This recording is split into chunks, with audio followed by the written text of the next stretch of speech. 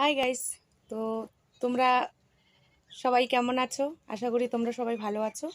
তো আজকে আমি এক জায়গায় যাচ্ছি, যেটা হচ্ছে আমরা পূজা দিতে যাচ্ছি।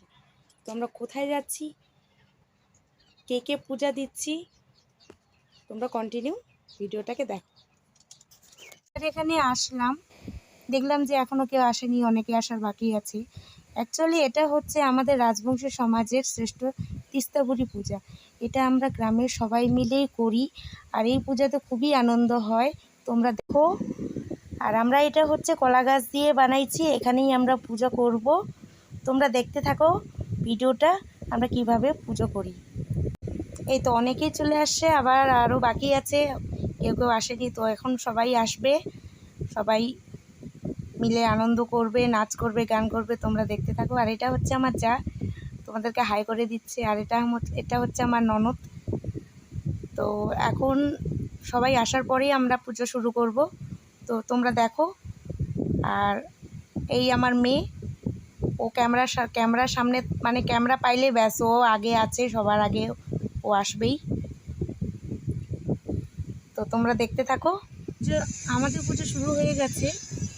তো আমরা অ্যাকচুয়ালি আমাদের পুরোহিত আসতে পারেনি, ওনার প্রবলেম আছে বলেই আমরা সবাই মিলে, মহিলাগুলা মিলেই পূজাটা দিচ্ছি।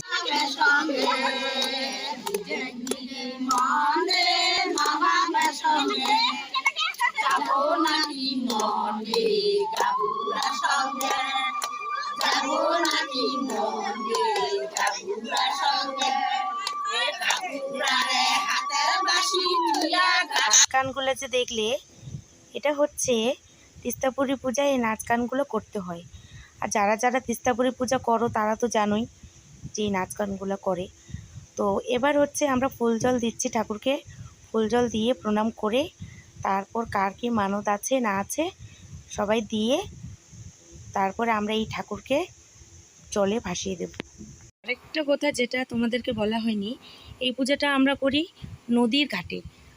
তো এবার আমাদের পূজা শেষ হওয়ার পরে আমরা এই ঠাকুরটাকে নদীতে ভাসিয়ে দেব।